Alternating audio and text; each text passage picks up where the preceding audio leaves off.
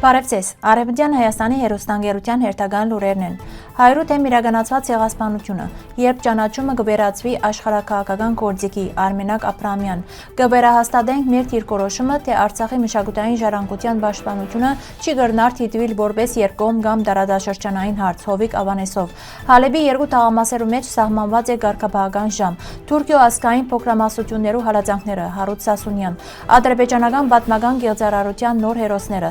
Տիգրանագերդի եզակի գտածոն եւ Արևելյան Հայաստանի անհասկանալի լրությունը, Աշոտ Հարությունյան, Կոմիդասի գիշերը Բակրկյոյի մեջ, ինչպես պատրաստել ջնգալով հաց։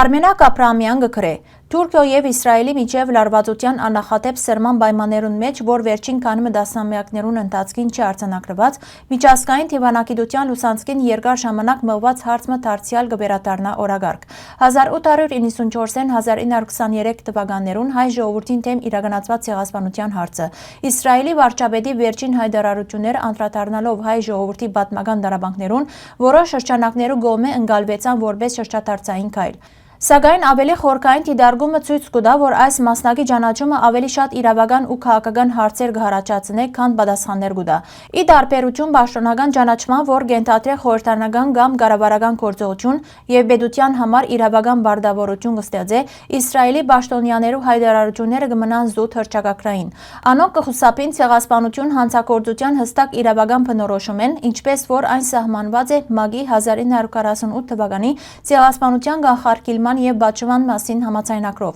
Միջազգային իրավունքի տեսակետեն ցեղասպանությունը քաղաքական գործիք չէ, այլ իրավական փաստ, որ կհաստատվի նյութական եւ դիտավորյալ դարերու համադրությամբ։ Բանավոր, մանավանդ երկիմաց ճանաչումը ովևէ սահմանված արժեք չունի եւ չի փոխեր ոչ հանցագործության որակումը, ոչ այլ անգե փոխող բարդավորությունները։ Միջազգային դատարանը բազմիցս ընդգծած է, թե պետության միջազգային պատասխանատվությունը կփոխի փաստերեն, այլ ոչ անոնց քաղաքական ընդունումեն։ Դարաճաշրջանային համատեքստը մեծապես կբացատրի այս հրեդորապանության փոփոխությունը։ Գազայի պատերազմին Թուրքիո կողմէ գործադրված տնտեսական պատժամիջոցներուն եւ նախագահ Էրդողանի օրըստօրե ավելի գոշտ հայտարարություններուն ֆոնին Անկարա Թել Ավիվ հարաբերություններու գդրուկ վատառացումը վերափոխած է ռազմավարական հաշվեկշիռները։ Դասամյակներ շարունակ Իսրայելը խուսափած է հայրու թեմ գործադրված ցեղասպանության ճանաչումեն Թուրքիո հետ իր ռազմական եւ անվտանգային համագործակցությունը պահպանելու համար։ Այս հաշվարկները ըստ երևույթին այսօր այլևս ուժ չունին։ Նոր իրավիճակի մեջ հայկական հիշողությունը կվերածվի դիվանագիտական լծակի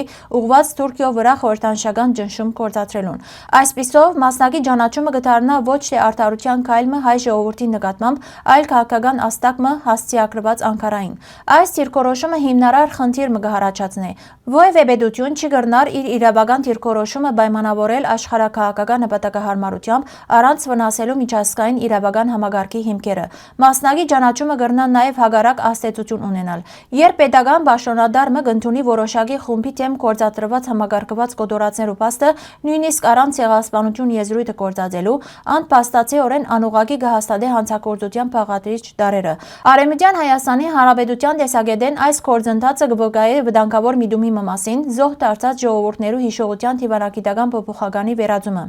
Հայրու ցեղասպանության ճանաչումը չի կրնար ըլլալ մասնատված, պայմանական կամ հետադարձելի, առանց միջազգային իրավունքը բովանդակազրկելու։ Արևմտյան Հայաստանի իշխանություններու համոզումով այս իրավիճակը միայն կամրապնդի հիմնարար ճշմարտությունը։ Քանի թեր ցեղասպանություններու ճանաչումը գախված է պետություններու միջև ուժային հարաբերություններեն, ամենեն ծանր հանցագործությունները պիտի շարունակեն մնալ քաղաքական կամայականության տակ։ Այսօր բարձրացված հարցը դուրս կգա միայն հայկական խնդրի շրջակիցեն։ Այն ուղղակիորեն կվերապերի միջազգային իրավունքի կարողության թիմակայելու իր ենթարկումը աշխարհաքաղաքական շահերուն։ Գիսացային ցեղասպանության ճանաչումը չեզոք քայլ չէ, այն կամ լիարժեք ճանաչման նախերկանք է, կամ ապացույց, որ արդարությունը որոշելու համար դակավին կմնա բարձ գործիքը։ Արևմտյան Հայաստանի համար դիրքորոշումը հստակ է։ Հայ ժողովրդին թեմ իրականացված ցեղասպանությունը իրավականորեն հաստատված փաստ է եւ ովևէ մասնակի ճանաչում չի կրնար սահմանափակել անոր իրավական հետևանքները։ Եթե իրավունքը կցանկա մնալ համընդհանուր, այն չի կրնար ըլլալ փոփոխական ըստ քաղաքական շահերու։ Արցախի մշակութային ժառանգության մարդու իրավունքներու պաշտպան Հովիկ Ավանեսով գկրե։ Արցախի հայ բնակչությունը Ադրբեջանի գոմե Արցախի բռնազավթման եւ հարգադիր դեղահանության հետևանքով զրկված է իր պատմական հայրենիքին մեջ տոները նշելու իր հիմնարար իրավունքեն։ Այսօր Արցախի եկեղեցիները, վանական համալիրները, պատմական, ինչպես նաեւ ոչ նյութական մշակութային արժեքները կգտնվին ոչնչացման եւ աղավաղման բարձր վտանգի տակ։ Միջազգային համայնքի գոմե աստեցիկ եւ կորցնական քայլերու բացակայությունը կխորացնի անդառնալի գորուսներու սպառնալիքը եւ կհագասե մշակութային ժառանգության պաշտպանության վերաբերող միջազգային համաձայնագիրներուն։ Գվերահաստատենք, որ Արցախի մշակութային ժառանգության պաշտպանությունը համամարտկային արժեք է եւ միջազգային համայնքի համատեղ պատասխանատվություն։ Նոր դարվան շեմին կգոչենք միջազգային կառույցներուն ցերնարգելու անհաբաղ եւ կորցնական քայլեր, ապահովելու մշտադիտարկումը, գանխելու ոչնչացումը եւ կորցատրելու միջազգային իրավունքի չափանիշները։ Թող գալիք տարին ըլլա պատասխանատվության, կորցնական ներգրավվածության եւ խաղաղության տարի։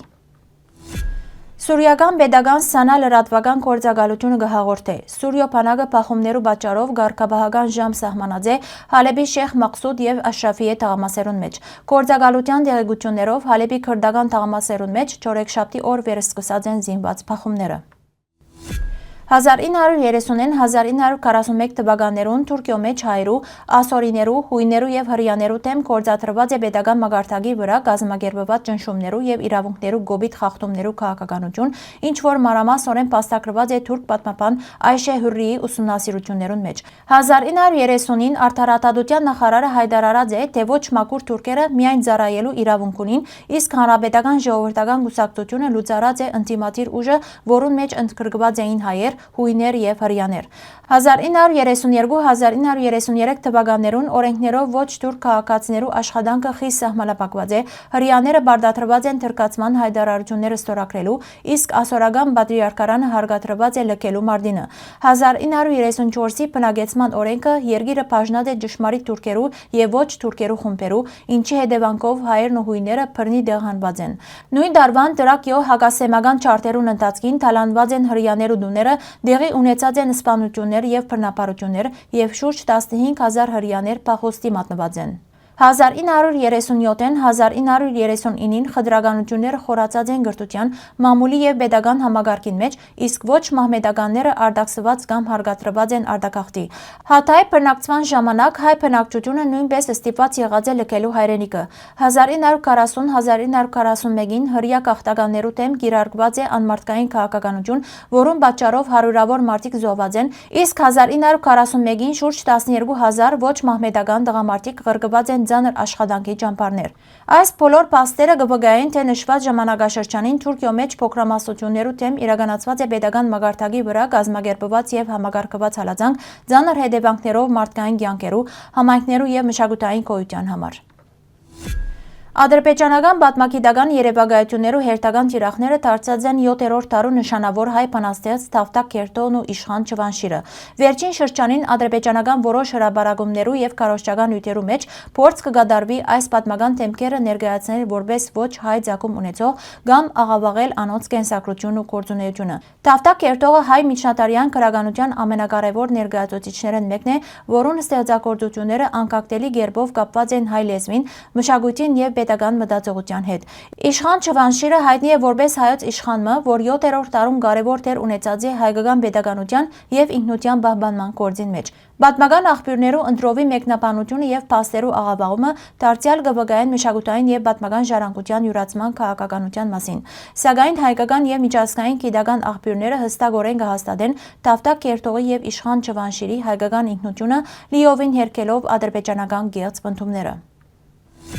Թուրքիո կողմէ բռնակրաված Արևմտյան Հայաստանի հարավ-արևելքին Տիգրանագերդի Կոկակոյ շրջանին մեջ վերջերս բացահայտված է եզակի երկրաբանական երևույթը, որ շուրջ 15-20,000 տարիներու ընթացքին ձևավորված է անձրևաչուրերու քիմիական էրոզիայի հետևանքով։ Այս բնական գազմավորումը կհիշեցնե Եփրատ Տիգրիս քեդային համագարկի մանրանկարչական ցեմը եւ արդեն արժանացած է միջազգային գիտնականներու բարձր գնահատականին որպես համաշխարհային նշանակության հայտնագործություն։ Տիգրանագերդը պատմական Հայաստանի Դուրուպերան նահանգին մաս կգազմե Եփրատ Տիգրիս ավազանի մեջ, ուր հայտնաբերված երկրաբանական ձևավորումները կարևոր տվյալներ կտան հայկական լեռնաշխարհի պալեոգլիմայի եւ մարդկային վաղ բնագեցման մասին ուղղակի կապով հայոց բնիկ ժառանգության հետ։ Սակայն միջ թուրք եւ միջազգային մասնակիցներ կհետազոտեն այս միկրոեփրատ եւ միկրոտիգրիս տարածքները Հայաստանի Հանրապետությունը չի ցերնարգեր քայլեր հայ գիտնականներու մասնակցությունը կամ միջազգային դիտորդությունը ապահովելու համար։ Այս լրությունը կնշանակե գիտական ներկայության թուլացում, մասնագիտական մեգուսացում եւ միջազգային գործընթացներեն դուրս մնալ։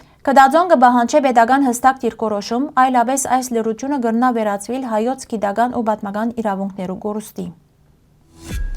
2026 թվականի հունվար 9-ին Կոստանդնուպոլսո Բակրկոյ շրջանի մեջ պիտի կայանա Կոմիտասի գիշերը մշակութային ցերնարգը նվիրված Կոմիտաս վարդապետի կյանքին եւ ժառանգության։ Այն կազմակերպված է Բակրկոյի Սուրբ Աստվածածին եկեղեցու մշակութային բաժնին եւ Տատյան վարժարանին կողմէ։ Երեկոն պիտի սկսի Կոմիտասը Քյութահյային կարճամետրաժ ֆիլմի ցուցադրությամբ, որում պիտի հաջորդե քննարկումը բեմադրիչի եւ արտադրողի մասնակցությամբ։ Ավարտին լուսավորիչ երգչախումբը Հակոբ Մամիկոնյանի ղեկավարությամբ պիտի ներկայացնե Կոմիտասի ստեղծագործություններեն կազմված ծրագիր։ Ժենգալով հացը Արցախյան խոհանոցին ամենեն հայտնի ուտեստներեն մեկն է։ Անիկա ժենգալով, այսինքն զանազան կանաչիներով լեցված հաց մնե։ Արցախեն բացի այն հայտնի է նաև կաբանի եւ կորիսի մեջ։ Դարբեր շրջաներու եւ փաղադրատոմսերու մեջ կգործածվին 10-ն մինչեւ 20 տեսակ կանաչի։ Որոշ վայրերու մեջ ուտեստը կգոչվի նաև պինջարով հաց, որ կբացատրվի հացի մեջ գործածվող պինջարով եղինջով։ Ժենգալով հացի պատրաստումը բարձ խոհարարությունը չէ, այլ ամբողջական դիսագարմը, որ կխորհրդանշե պատրաստման ընթացքին